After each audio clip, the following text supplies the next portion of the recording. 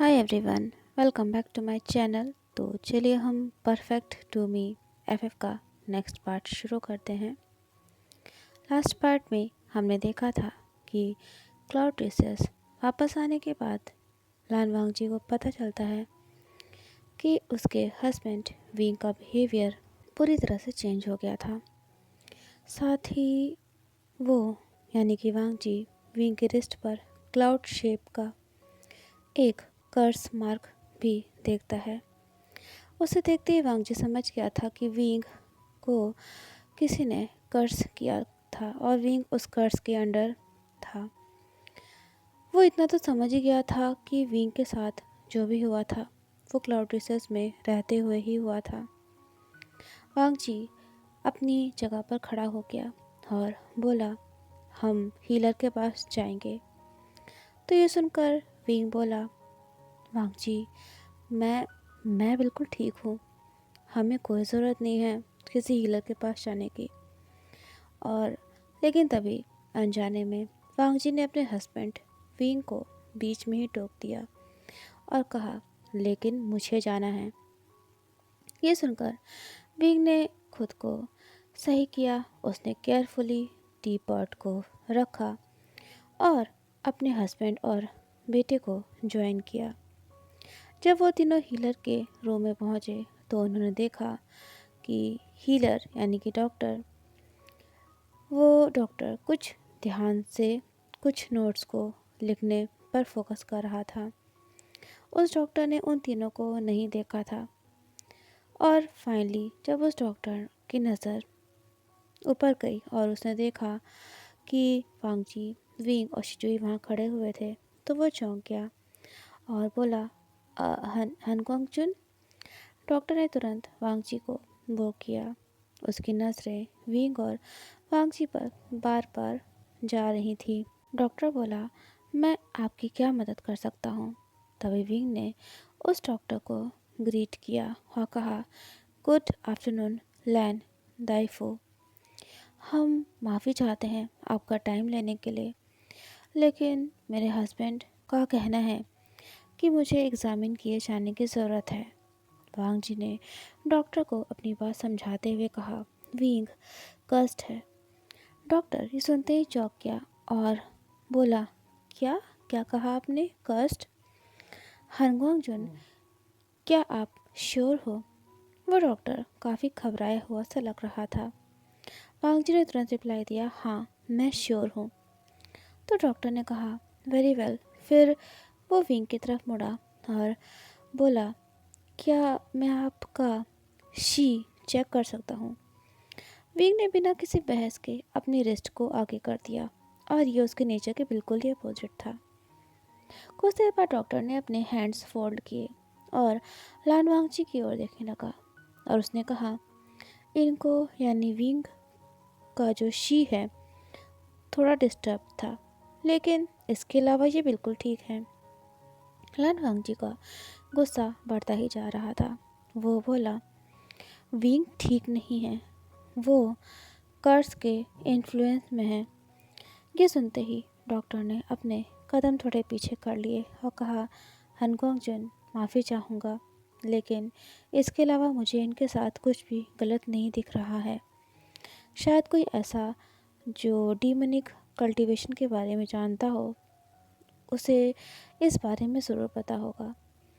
शिजुई जानता था कि डॉक्टर वांगजी से कई सारी बातें सुनने वाला था और उसके गुस्से का सामना करने वाला था। तो उसने उस डॉक्टर को बचाने के लिए कहा, अगर लैन दाइफो हमारी हेल्प नहीं कर सकते हैं तो हमें जेवुजुन से बात करनी चाहिए। वांगजी ने गहरी सांस ली।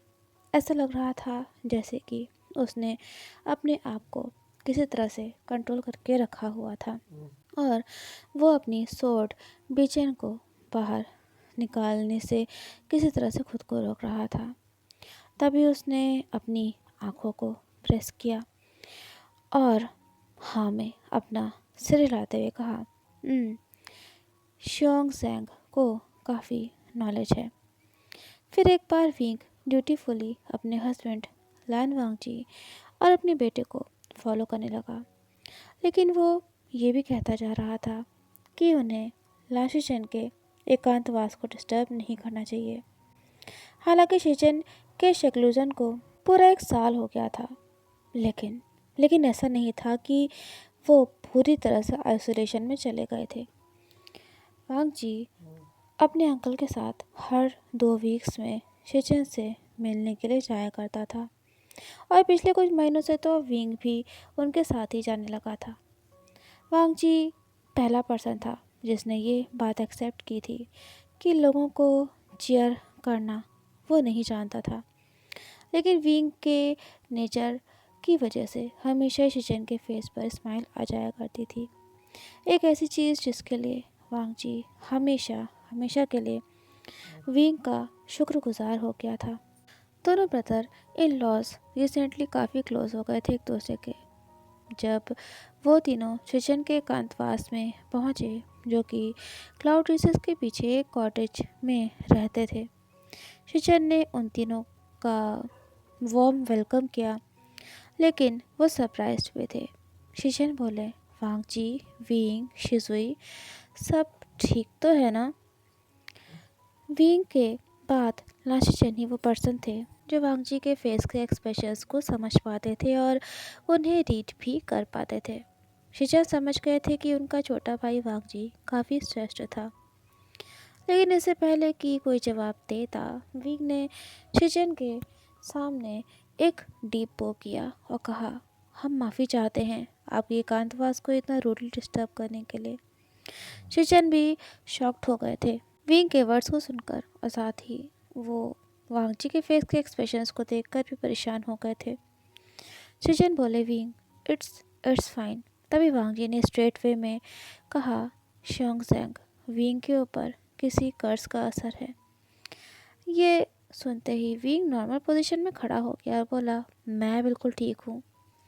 वांग जी ने अपने लिप्स को प्रेस किया और कहा, विंग, मैं कौन हूँ? वांग जी की बात सुनकर शिचन और विंग दोनों ही काफ़ी कंफ्यूज हो गए थे। विंग बोला, आप मेरे हस्बैंड हो और कल्टीवेशन वर्ल्ड के लिए हनगोंग चुन हो। वांग जी ने शिचन की तरफ ऐसे देखा जैसे कि वो अपने ब्रदर से कह रहा हो कि वो विंग के चेंज्ड हुए बिहेवियर को समझे, जो कि शायद शिचन नहीं समझ पा रहे थे। तभी शिजुई आगे आया और बोला, सीनियर वे, प्लीज़ बताइए आपने मुझे कैसे अडॉप्ट किया था? ये सुनते ही विंग ने आसानी से आंसर देते हुए कहा, शिजुई, तुम अनाथ हो गए थे और मैं तुम्हारे साथ कुछ और वंश का भी ख्याल रखा था। तो शिजुई ने बहस करते हुए कहा, विंग से कहा, नहीं, आपको हंसना चाहिए और कहना चाहिए कि आपने मुझे रेडिश पैच में ग्रो किया है। ये सुनते ही विंग थोड़ा सा नाराज़ हो गया और बोला, झूठ बोलना मना है, और वैसे भी एक ह्यूमन को गार्डन में ग्रो करना इम्पॉसिबल है। फाइनली अब शिचन वांग जी और शिजुई की तरह विंग के चेंज्ड हुए बिहेवियर को समझ पा रहे थे। वो बोले, तुम सब अंदर आ जाओ। वो बोले, वांग जी, तुमने कहा है कि ये एक कर्स है। तो वांग जी बोला, गागा, विंग के रिस्ट पर वो कर्स मार्क है जिसके बारे में मैं आपसे बता रहा हूँ। ये सुनते शिचन विंग की तरफ मुड़े और बोले, विंग, क्या मैं तुम्हारा हाथ देख सकता हूँ? एक बार फिर विंग ने बिना कुछ बोले अपना हाथ आगे कर दिया। शिचन ने थैंक्स करते हुए हाँ में अपना सिर हिलाया और फिर उस कर्स मार्क को देखने लगा जिसने उसके भाई वांग जी को परेशान कर दिया था। वांग जी जानता था कि उसके ब्रदर का रिएक्शन उस डॉक्टर की तरह तो बिल्कुल भी नहीं होगा, लेकिन उसने यह कभी नहीं सोचा था कि शिचन की आइज़ आश्चर्य से भर जाएंगी। शिचन की पकड़ विंग के रिस्ट पर काफ़ी स्ट्रांग हो गई थी। वो अपने आप में बड़बड़ाते हुए बोले, नहीं, उन्होंने ऐसा नहीं किया है, वो ऐसा नहीं कर सकता है। वांग जी आगे तभी बढ़ा। उसने जल्दी से शिचन का अपर आर्म पकड़ लिया और कहा, शियोंग ज़ैंग, प्लीज़ मुझे बताइए बताइए मुझे क्या बात है। शिचन ने तभी विंग के हाथ पर से अपनी आयरन जैसी मजबूत पकड़ को रिलीज़ किया और कहा, वो ये। तभी उन्होंने खुद को, यानी कि शिचन ने खुद को संभाला और कहा, ये कर्स है। वांग जी अब अपना पेशेंस लूज़ करता जा रहा था और वो बोला, हमें पता है कि ये एक कर्स मार्क है। फाइनली शिचन की आइज अपने भाई वांगजी से मिली। कन्फ्यूजन और गिल्ट की फीलिंग अब सैडनेस में बदल गई थी। शिचन बोले, वांगजी, ये एंशियंट लैंड एरे का रिजल्ट है। वांगजी का शक अब कंफर्म्ड हो गया था। क्लाउड रिसेस के अंदर ही किसी ने विंग को कर्स किया था। वांगजी ने गुस्से में अपने दांत पीसते हुए कहा, इस कर्स से क्या होगा? शिचन ने विंग की ओर देखा, जो कि बहुत ही पोलाइटली उन दोनों की ओर देख रहा था और काफ़ी क्यूरियस भी लग रहा था। वो यानी कि शिचन बोले, जैसा कि तुम वांगजी समझ गए होगे, ये बिहेवियरल इफ़ेक्ट है। वांगजी का हाथ पूरी तरह से अब वाइट पड़ता जा रहा था और उसका हाथ अपनी बेचैन पर चला गया था। वो बोला, एल्डर्स एल्डर्स ने ये किया है। उसके यानी कि वांगजी के चेहरे पर उसके गुस्से के जो एक्सप्रेशंस थे वो साफ साफ नज़र आ रहे थे। शिचन ने उदासी के साथ कहा, हाँ। वो बोले, ये एक एरे है जिसे लैंड क्लैन के मोस्ट सीनियर मेंबर्स ही जानते हैं, मतलब ज़्यादा किसी को नहीं पता है। तो शिजुई भी जो परेशान हो गया था और काफ़ी चिंतित था, वो बोला, बिहेवियरल, इसका मतलब क्या होता है? तो शिचन बोले, ये अभी भी वेवोशियन है और फिज़िकली ये पूरी तरह से सही है, लेकिन ये यानी कि विंग जो है वो लैंड प्रिसेप्ट्स, मतलब कि जो भी रूल्स एंड रेगुलेशंस है उनको किसी भी तरह से ब्रेक नहीं कर पाएगा और ये एक दिमागी एरे है।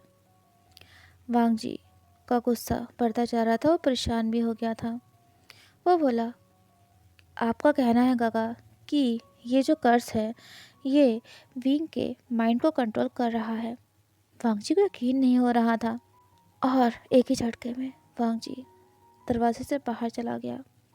वो तेज़ कदमों के साथ क्लाउड रिसर्च के मेन एरिया के तरफ जाने लगा। शिजन भी अपने भाई के पीछे जाने लगे। वो बोले, वांगजी, रुको रुको, तुम कहाँ जा रहे हो?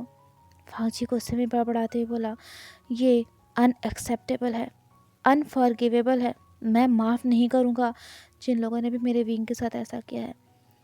शिचन ने अपने भाई को समझाने की कोशिश करते हुए कहा, वांगजी रुक जाओ, हम पहले इस बात को डिस्कस करते हैं और गुस्से में ऐसा कोई भी कदम मत उठाओ जिससे कि कोई यानी कि तुम्हारी परेशानी बढ़ जाए। तो वांगजी बोला, मैं अंकल से इस बारे में बात करूँगा, अगर वो इसमें इन्वॉल्व होंगे तो शिचन ने धीरे से अपना सिर हाँ में हिलाया और काफ़ी सारी चीज़ें थी जिसके लिए वांगजी अपनी फैमिली को माफ़ कर सकता था, लेकिन उस इंसान को जिससे वो बहुत ज़्यादा प्यार करता था, उसको किसी ने अगर हर्ट किया होगा तो वांगजी उस पर्सन को बिल्कुल ही माफ़ नहीं करेगा। यानी कि पिंग को जिसने भी हर्ट किया होगा वांगजी उस पर्सन को बिल्कुल ही माफ़ नहीं करेगा और ये बात वांगजी के दायरे से बिल्कुल बाहर थी।